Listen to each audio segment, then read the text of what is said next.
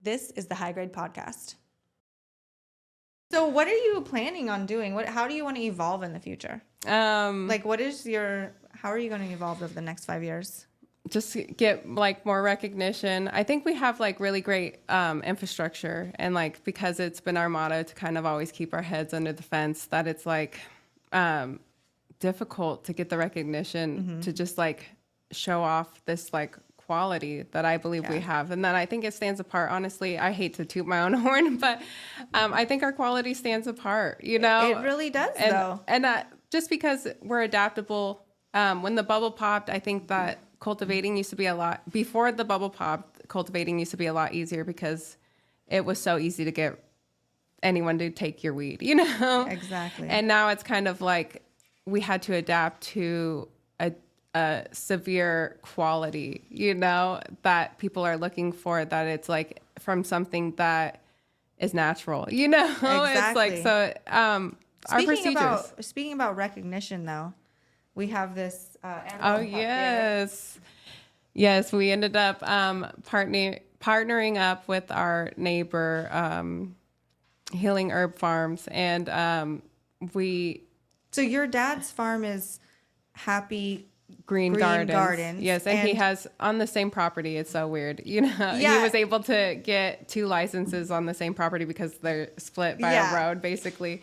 And so he has like a nursery and a cultivation. So it's Happy Green Gardens. Right next door is Healing Herb Gardens. Yes. And then they are doing some breeding together. Yes, Healing Herb Farms. Yes. And like we always share, you know, strains. Yeah. It's like a neighborhood like cultivation thing. People come up and my dad and him will talk, and he'll show us his work, and it's like, can we grow this? Yeah, exactly. And it's like something he just developed. So he's breeding down there too, and you guys are breeding up here. Yeah, so we kind of just like swap strains. Like some of his like really hot strains right now, like the Gerpel. I don't think it was the Gerpel. Which one was it? One of them was a strain we had given to him from our nursery, and he like that we had found. It was a C4 cross, and he crossed it to the Gushmints, and that's one of his new ones. I'm like, and we have the winner right here, right? The GGI. It's I think they entered it as GI Runty. It's a really funny story.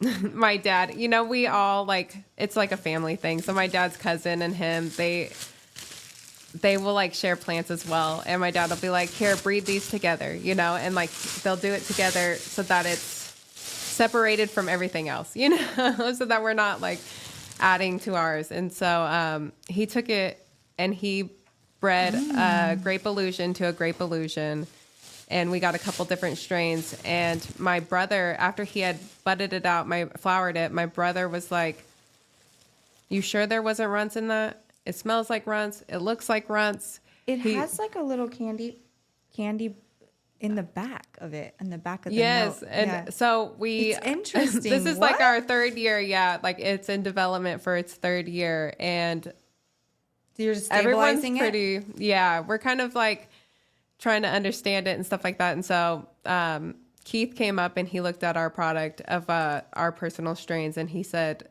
this one's got something, like let's enter this one. It's bright, it's lime green, it has some color to it, has some purple hues. It's gassy at first, and then in the back of the note, I know, we won for the candy. I believe that was my 3rd place in the candy we got. Yeah, this is amazing. Wow. So 3rd place in the Emerald Cup this year off of a strain that you guys bred with Healing Herb Farms. Yes. This is crazy. This is really good, actually.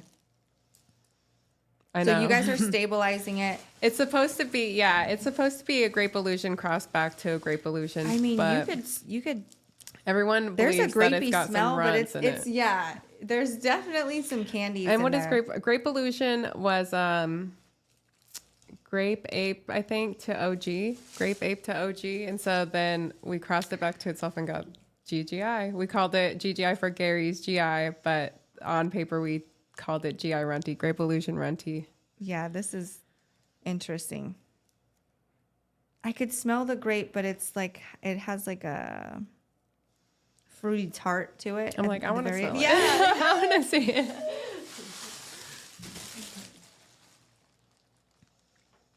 it's like a gassy in the beginning. And then the candy at the end. The candy kicks in at the end. Smell it to remember. Yes. Yeah, this is fire. Oh my God. Hey, this is like a new type of candy because the other ones are very, I would say more like cherry vibes, like cherry, like sour cherries. This is more like a sour grapey vibe. Yes. You know what I mean? Like a lot of the lemon cherries, right? The lemon cherry gelatos like really hit over the last 2 years. This is like a grape. I know. We've been really wanting kind of grape, like man, I've been missing the old days. Like I feel like I don't know. We've been really like strain hunting, this year. We've been like really accumulating a lot of strains, and just like the hype behind everything and how you have to like bud it out just to see for yourself. And it's like, I feel like I've become really good at shopping online for strains and like being like, look at the size of the leaf to the bud. No, it's not a high yielder. I know it's crazy because you're shopping for genetics. My dad's like, I'm getting this one. I'm like, no. I mean, we're literally shopping for genetics. I want to do that with you on camera this year. Let's shop for genetics. That would be so cool. Yes. We should totally do that. We're doing that. We're going shopping today, but it's not for what you guys usually think of. Because my dad got swindled. We're going to shop. Oh my God. He's not good at online shopping. He just believes everything he reads. And I'm like, look at the picture. These are our parents. They are getting, crazy online. Yes. They're trying to keep up and it's like, they don't know the basics. I know, but I guess our cultivations, we have to just stick with the candies, like 50% candies and try to find the new candies, try to find the things. But no matter what in the market right now, the candies, they taste so like amazing. The taste is there and I can't lie about it because even I'm just like, I want to smoke some runts. You know what I mean? And runts are a little bit like lower testing too, like THC wise, but the taste is there. So I'm like, ooh, I like. And just the feeling. I'm like, also like, I don't know. Hybrid feeling. Yeah. You're not like down. You're not up. Yes. It's just kind of like you're chilling. Yes. And the taste and the aroma. That's what I want. Something mild with like some good taste. And, like, what am I smoking this for? Yeah. And then everybody's like, oh, we're so sick of growing the candies. I was like, you need to be a candy shop. We need candies out here. That's my brother 100%. He's like, if it don't have candy, I don't want it. I mean, and I think it's cool that you guys are finding ways to like breed new candies. Mm-hmm. So you guys are actually going to have the new candies coming out, to be honest. We're hoping, I mean, this is really, really nice. You're winning 3rd place in the Emerald Cup and you're stabilizing it. And it's like more of a grape candy. Yes. I'm like, I haven't. Oh, this is so good. Well, it's been my thing, like, because I've been cultivating for so long. I've been like seeing like these different trends come in and like seeing what I like, and I kind of really miss that like lemon head OG. I miss like, the lemon head OG. And I'm like, I miss that integrity behind like the plant where it can like. I can let it go and it'll grow by itself, Not that they grow themselves. They don't grow themselves by any means. No, they need love and attention. Yes. And so this one was your favorite, Cheetah Piss? Yes, that's my favorite. Why is it your favorite? Because like I feel like everything's starting to smell the same, candy gas. Yeah, candy gas. And this completely threw me off. Like it's so unique. Wow, it's so chunky. I remember like after taking it down in the tote and opening it back up after a couple weeks, I was like, I've never smelled anything like that, and people are getting tripped out on the nose, but I think because it's so unique that it's sought after. It's just something different to put with everything else. And to me is like, it's like exotic. It's called Cheetah Piss. So I'm like, I can't lie. Like it smells like, it has like a creamy. It has like a strong scent, but then it's like it tastes like caramel. Yeah, like, it's like it has like a sugary, creamy, like taste. Good. And you could just tell it's going to be the smooth smoke. Yes, I would love to smoke this one. Yeah, this is great. Yeah, that one's my favorite, and it grew so well. Look how chunky this is. I know. That's where I was like, I could not believe. Crazy right now. How many of these do you have? Of the Cheetah Piss, yeah. I did a small batch, 50, and then I did like for early first run, I did like 10 in a greenhouse. And so. Do you have any available now? I do. Yes, we do. We actually do. These are nice. Definitely like a creamy, sugary, sweet vibe, but it also has... The cream terpene is one of my favorites. It has the exotic in it at the very front. And then it goes into the creamy. It does. Then it goes into the creamy like vibe. It shocks you and like holds your attention. And then it's like, I like that. Yeah, and it almost... I wouldn't say cinnamon, but maybe like a clove. Yes. Yeah. Yeah. It's some type of. There is something like in there. Like I love that you're like pinpointing it for me. I'm like a really good like taster. You know what I mean? I'm like a professional in aromatics. Yes. No, at this point, it's like I smell flowers every day. Yeah. And I love it. I have a really good nose. Oh my God. Yeah. So this is like a complex aroma. That's what I would call it, because I can smell so many different aromas in it, and I can pinpoint at least 4 to 5. Like, that's cool. Candies are more like, two. They have like 2 aromas, but when you have like 4 and 5 different things that you can smell like from the beginning to the end, that's like a more complex.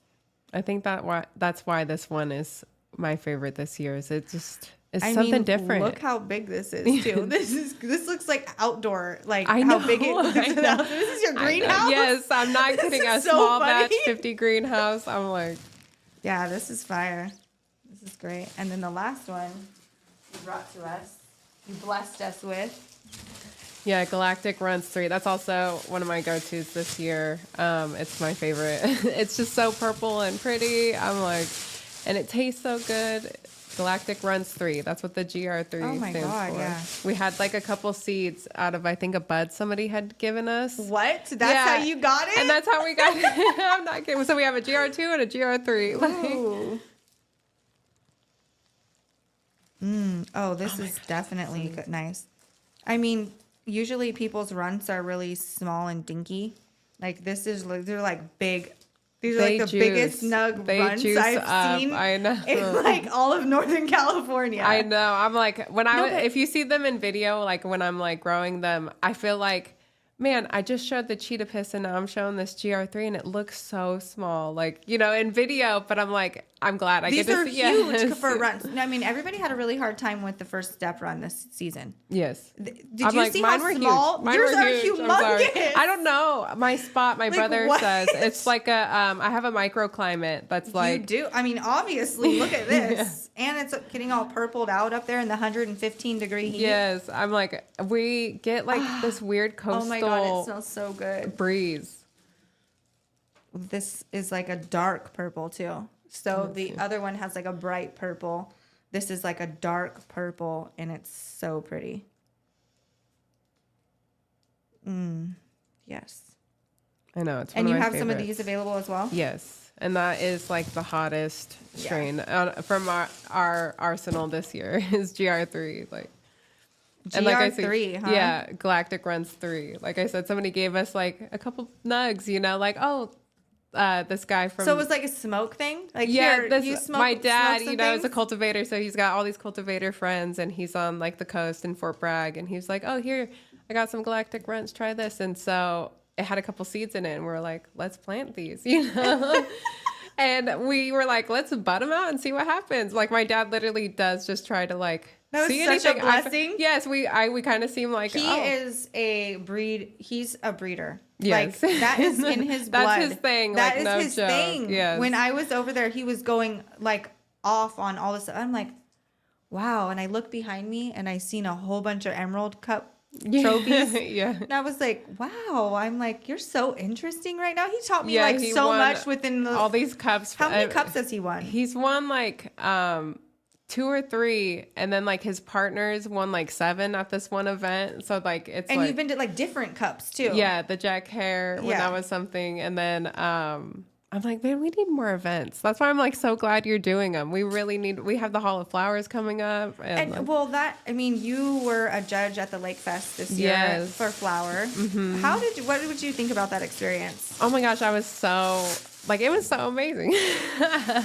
I loved the box, like, so professional.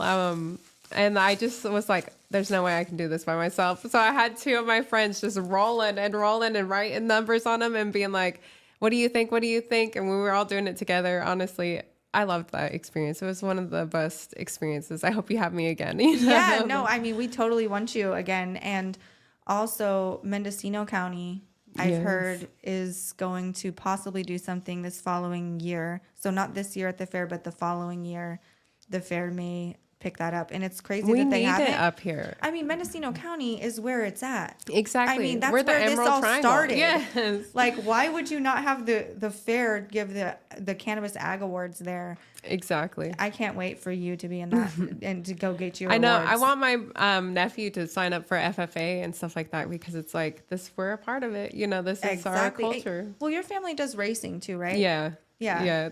Yeah. My parents are. Ever since I was a kid, my dad's been racing, so it's like just taking on a life of its own, kind of. Within the family. I had a question actually about why you chose to name your garden. What you chose to name it.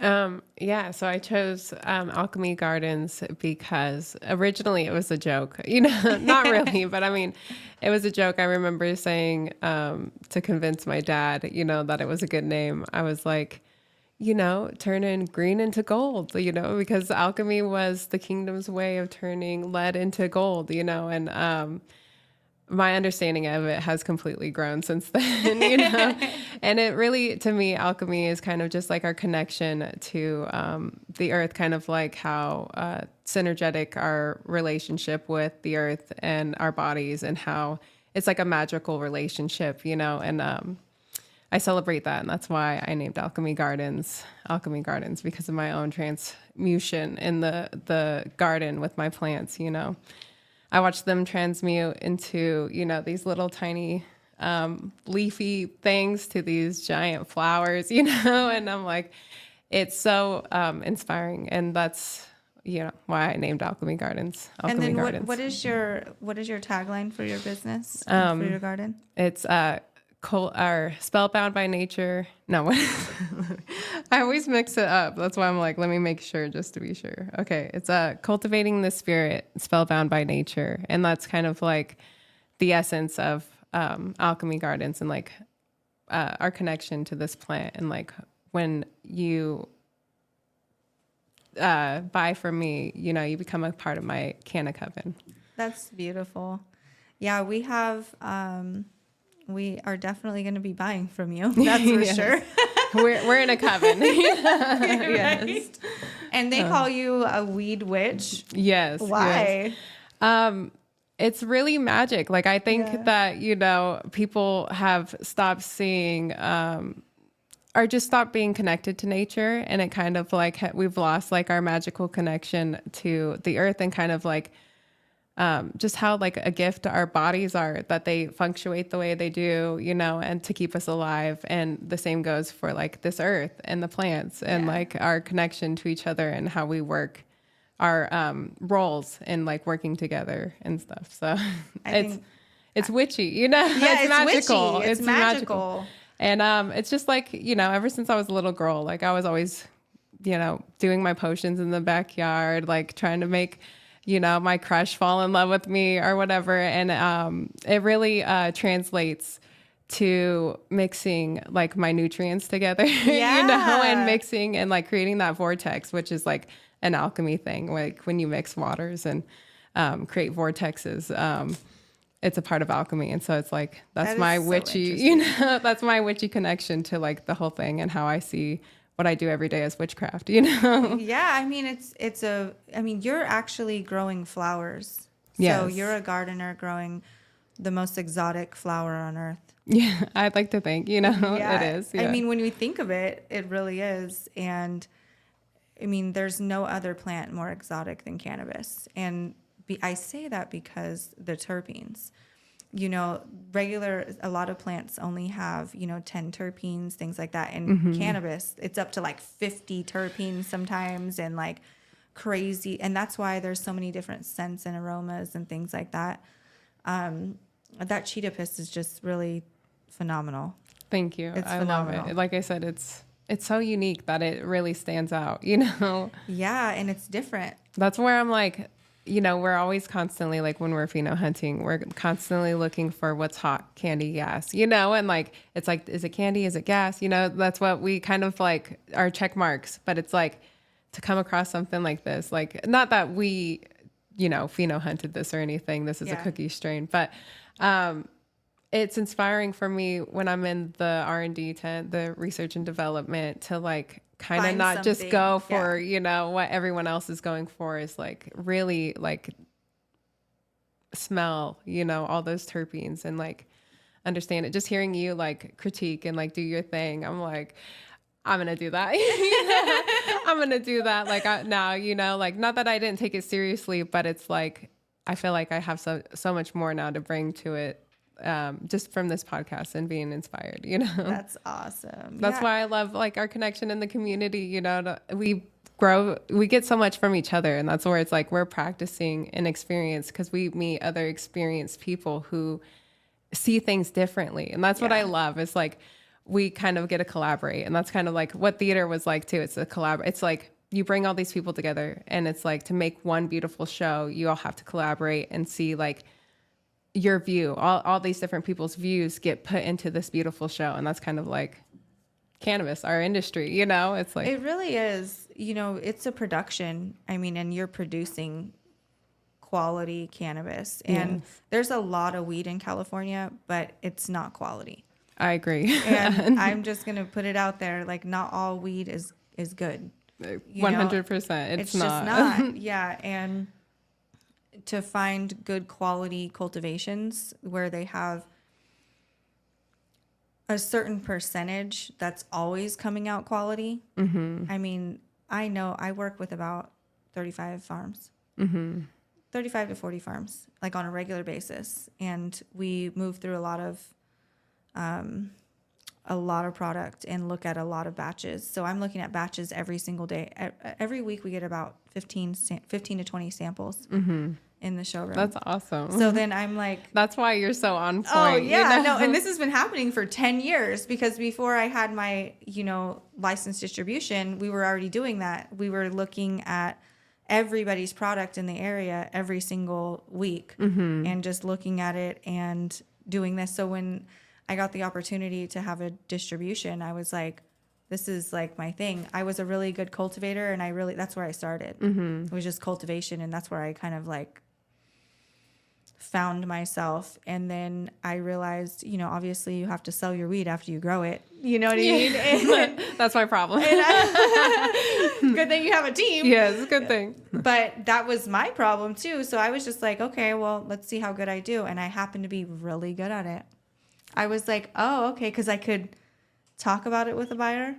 It's the passion, Yeah, I could talk about it with the buyer and then learn what the buyer needs. And I can be like, hey, I found what you need. You know what I mean? And, really listen. And, I'm pretty like, I'm not going to take no for an answer too for sometimes. I have like a really strong personality when it comes to certain things. And it's that femininity we need in the culture. Yeah. And when I finally got out there, looking at everybody's flowers and things like that, it was like different because I was always looking at the flowers in the gardens. Then I started looking at all of them like, after they're done, cured, perfected. And then I started being like, wow, this is different. I'm like, but it's still like I'm still working with the plant. So then it didn't, because at first I was like, no, I just want to be in the garden. You know what I mean? Like, this is what I want to do. And I was like, don't take me from the garden, because I felt that's kind of where I'm at. Because that's where I felt grounded. You know what I mean? So I was like worried. I'm like, nope, I have to be in the garden. But, 2 years ago, I gave up the head cultivating position.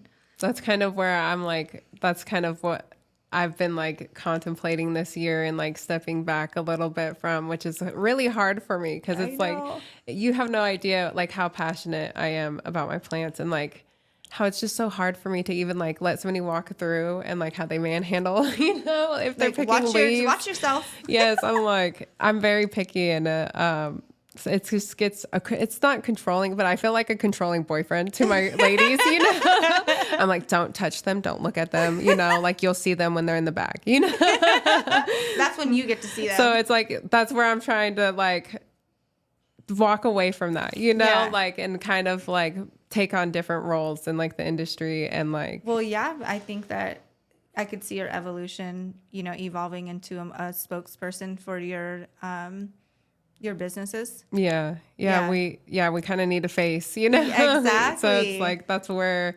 it's hard because it's like, I literally spend morning and night in my garden, and it's like, it's been my life for so long that it's hard to like, be like, to step out of my comfort zone basically and like start a new chapter. And like, that's kind of like where I see me moving towards, but, definitely still always trying to keep the quality, on Alchemy and trying to keep that name, and I think I'm finally at the point where it's like, I've wrapped my head around this, like if I can orchestrate not ever writing down a date, then I got this, I know the plant well enough that I can walk in, and if somebody, doesn't write down the date, I know where it's at because I can look at it and like with my own, experience, tell you when we're going to harvest, you know? Yeah. I mean, you get so close to the earth to the point where, and your plants to the point where something's looking sad or something starts happening, it's like,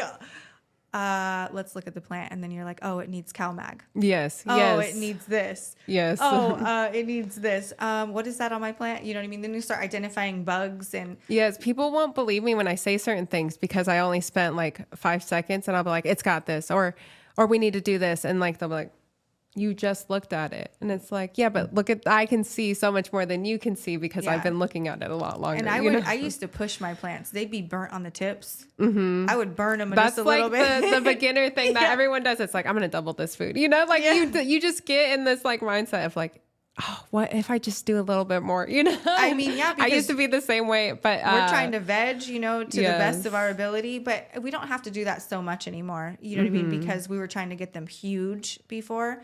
I'm now on the acres. We're doing, 5,000 smaller plants instead of big plants anymore. We're not. That was me too. It was like I used to have these giant monsters that I could barely take care of and manage, and now it's like, okay, smaller is not less weight, it's just like easier to manage, well, and you don't have to start them.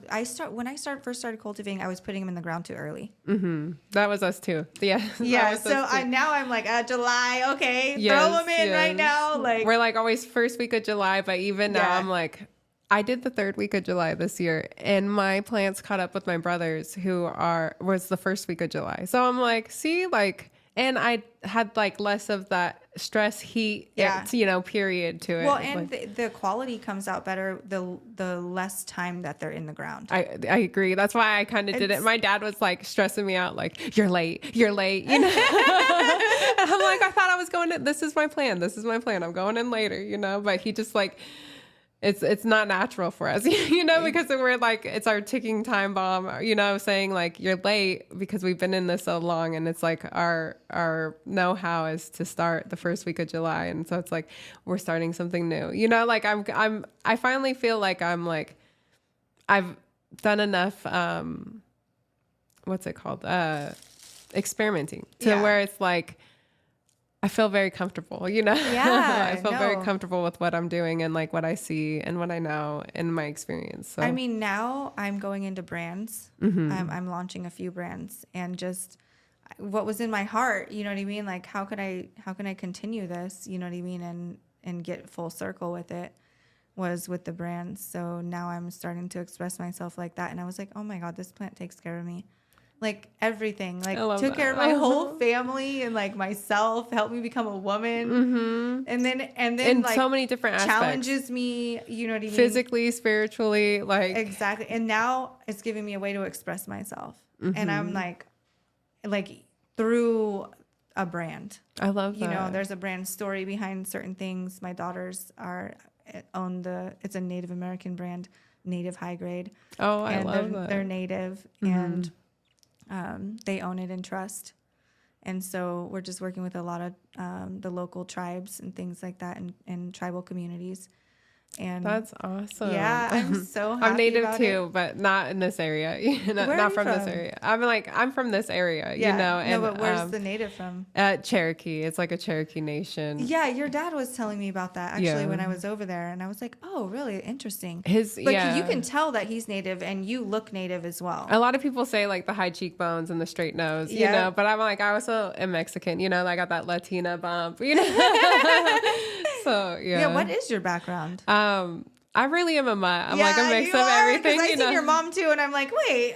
Yeah. So I say my major three are Native American, Latina, and German. You know. Yeah. So, but I'm a little bit of everything, honestly. Yeah, I think all of us are now. Yes. We're like so mixed. So many of us are.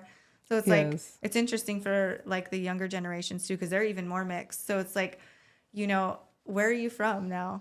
You know what I mean? Yes, like, where are you from? That's what it is. Which is like, it doesn't really tell you much, but it does tell you at least like your background of growing up. Other than like, I don't know, what does ethnics tell you? Just like why you look that way? You know, I know like, why you look that way. Where are you from? Yeah, I mean, there's a lot of. I noticed in Mendocino, not so much in Mendocino, but Humboldt, like in cannabis, there's a lot of people from like foreigners.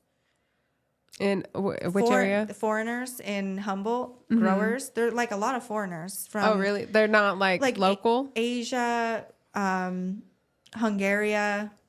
It's just. I don't go to Humboldt enough, so I don't know, but I'm like, that's really interesting. That makes me happy. Like California, you know, I don't know, has like the melting pot of like all growers, all communities, all backgrounds. And it's crazy because some of the growers, there's a lot of growers from the East Coast that came over from the East Coast, you know, 20 years ago. Because this was where you're free here. Yeah, 20 years ago. And they started growing and just fell in love with cannabis, which is what happened with my dad.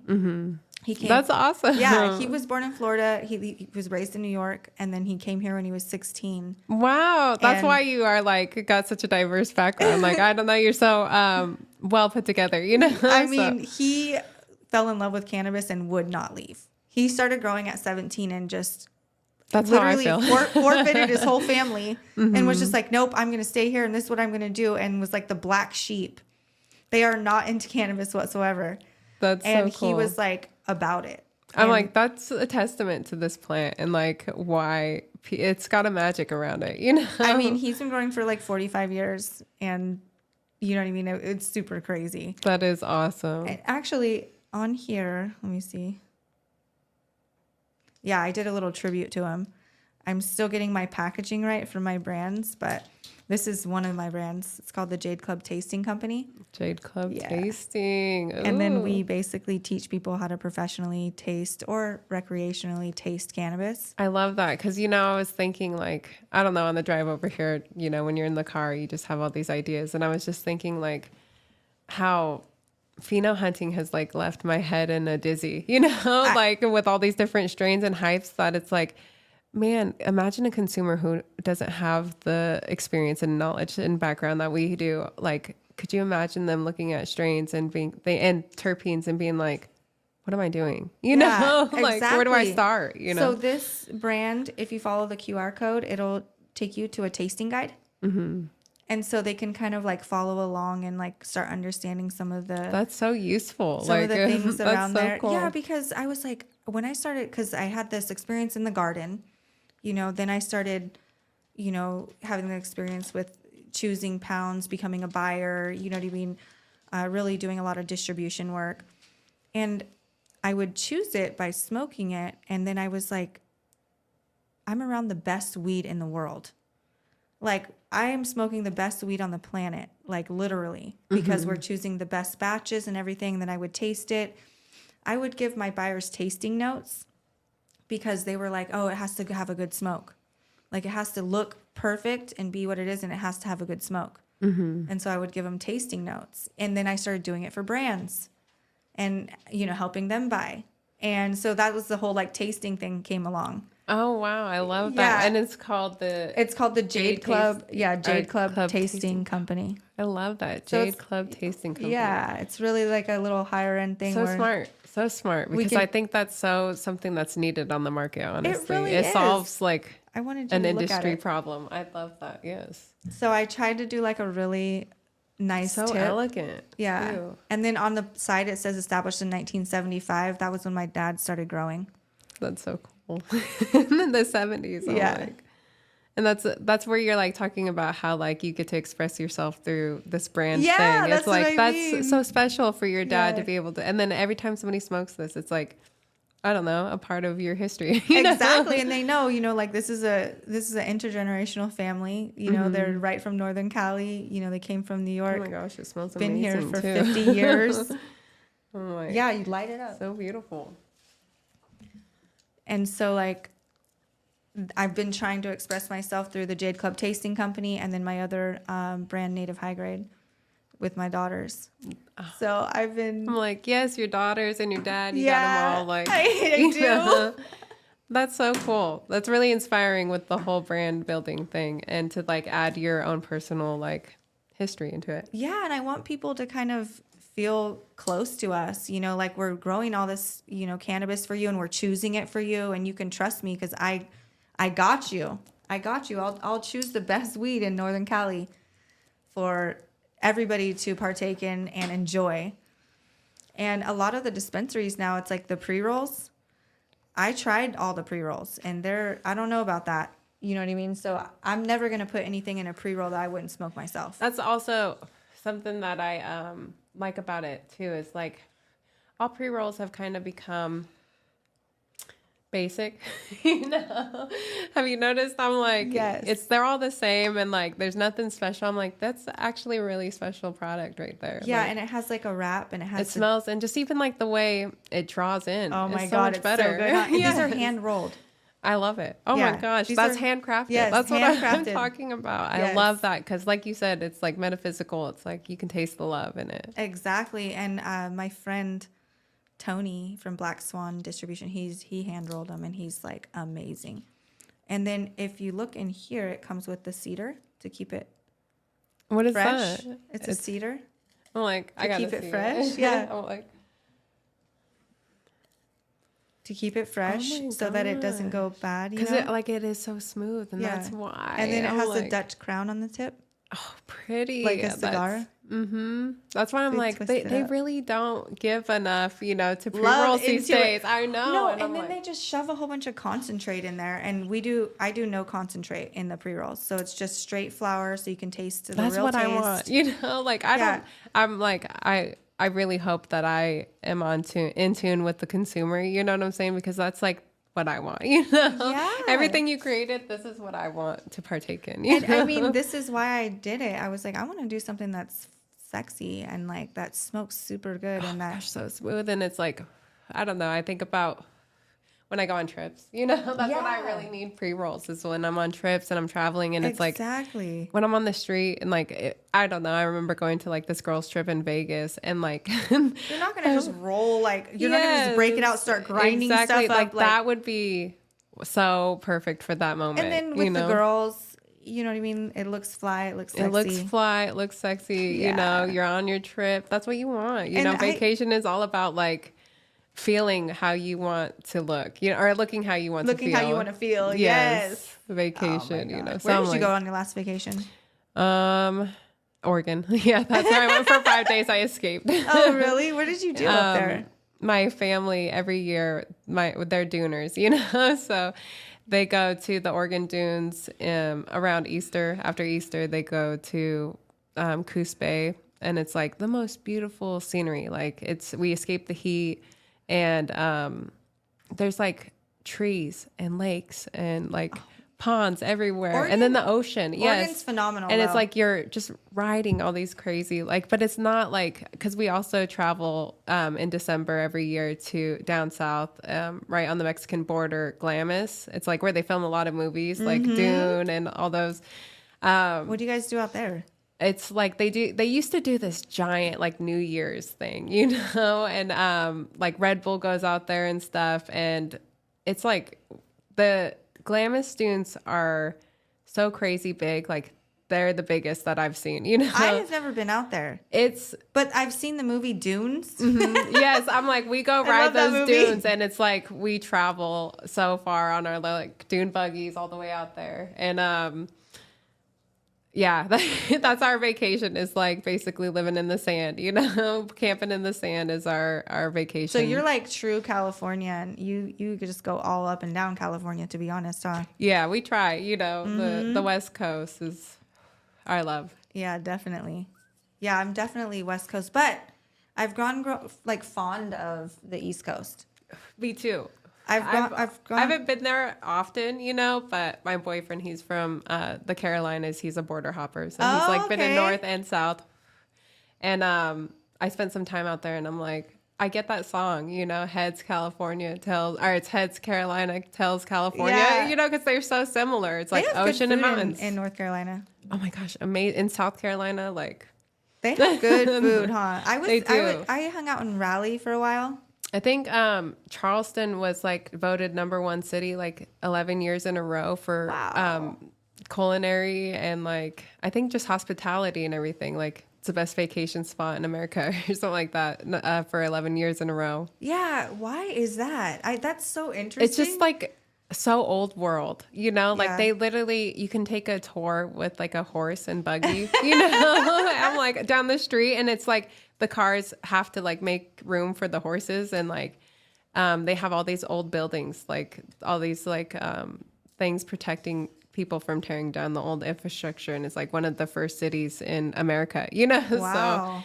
So you were telling me some other interesting facts as well, like the oldest woman in the world lives in Willits. Yeah, lives in Willits. How is that possible? Who is she? Gosh, I'm like, it's sad. I don't know her name, but I'm like, everybody knows her name, and I can't think of her name now. So I mean, like, what's in the water over there? I know. It's honestly, fresh I think water in Willits. Willits has great water. Yeah, and it's just like the community. Like I see this older generation and how like they still meet at the Grange and like trade seeds. Like there's like a seed trading day where people take their heirloom seeds from their family, like tomatoes and stuff like that, and they trade them with each other. Like, oh, you got these tomatoes, they're really sweet and this and that. Well, here, I'll give you my plums, you know, or my pumpkin seeds, you know. I mean, there's been some seed swaps this year.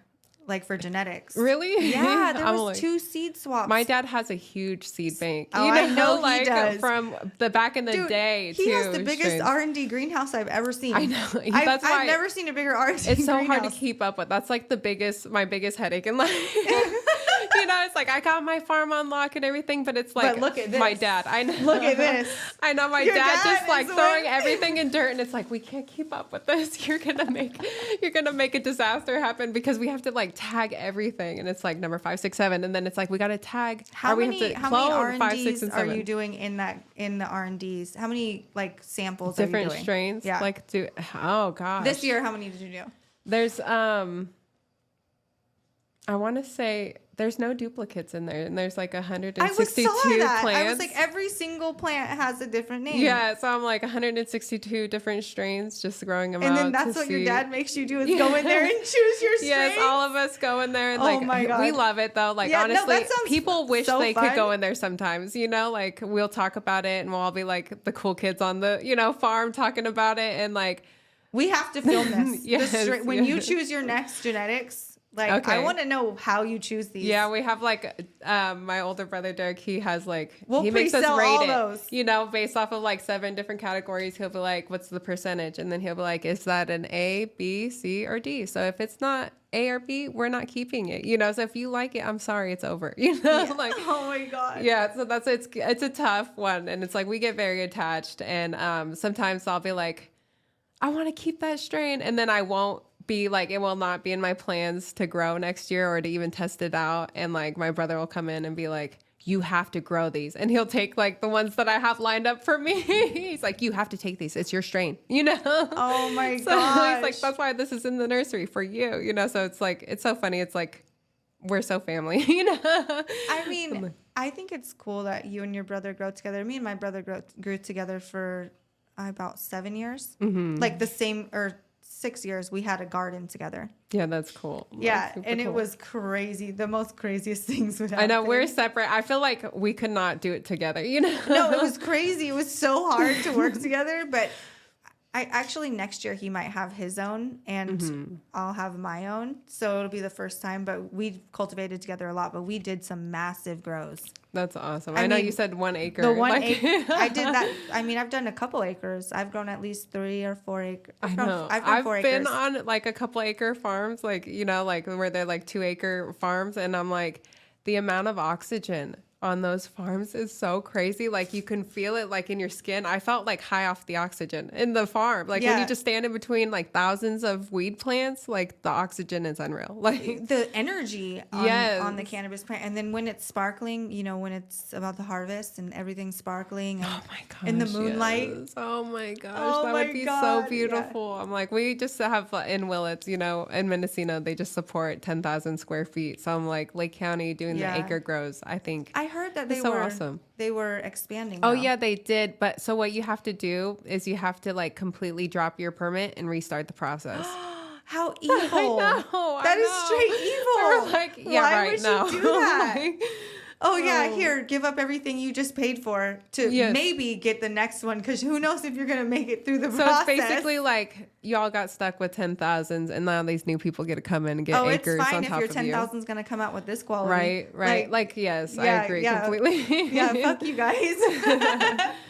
But I don't know why the county did it that way. I feel like, you know, they kind of swept the rug from out from underneath us a little bit with that one, because we were like, we're waiting, and then it was like, what? I mean, this whole process has been. I didn't get one of my licenses for 2 years, so I was paying operating costs for 2 years. Well, there was to try to make it to the point where I could cultivate. It is sad. Like even Lake County has been better than Mendocino County. But I feel still, like 2 years for one of my licenses. That's we had to incredible. like do this whole emergency thing where we had to like send a letter to Gavin Newsom to be like, we can't meet this deadline because our county hasn't approved enough gardens, and like we even had to like show how the surrounding counties had approved so many more, where we had like 6. You know, where Humboldt had like 300 approved. Mendocino County had like 6 approved licenses. That was just, it got to be ridiculous to the point where the California like actually had to come in. And they just had to basically make a new rule for us that the deadline basically, you know. Well, they came in though to your whole county. Yes, they did. They had to come into your whole county and kind of take control of the situation with with licenses and it's things just like been that. like somebody coming in and trying and then giving up, and then somebody else coming in on top of that person giving up and trying, and like, you know. So. But it's like crazy that the best place, I mean, Mendocino does have the best weed on earth, in my opinion. I agree. In my opinion, I've been all up in Humboldt. I've been in Mendo. I've been in Lake. I've been in Yolo. Mendocino weed.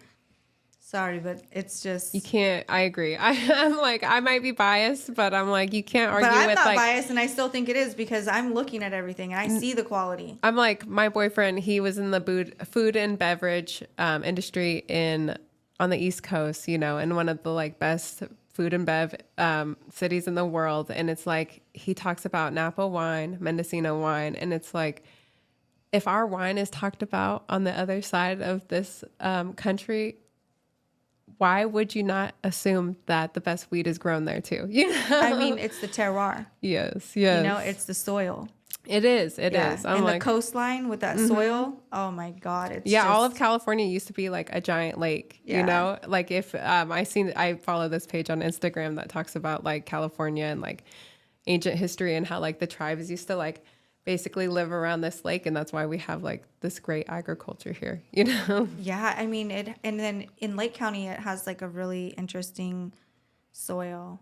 It gets really hot here, but the soil's interesting because of all that volcanic ash. Yes, I'm like from like, you know, thousands of years of volcanic ash. So that it's really high nitrogen soil. I'm like, one of my friends has some land in Lake County, and she was like, yeah, we just have all this obsidian everywhere. And like, she would give me like these giant rocks of obsidian. And I'm like, I can't believe we live here. I have so many obsidian rocks in my house that are just beautiful. I love obsidian. Me too. I love it. Something about it makes me feel like stable and like a good foundation. Protected and stable. I love it. Yeah. I love obsidian, and like just looking into it too, like big rocks of obsidian. I know, it's like mirrors, you know? Yes. Yes. A scrymier. Let me see that. Yes.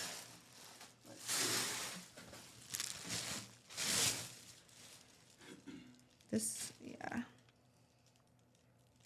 Thank you for blessing us with this amazing flower right now. Yes. What time is it? 8, oh, it's already 8? So we're 35 minutes in.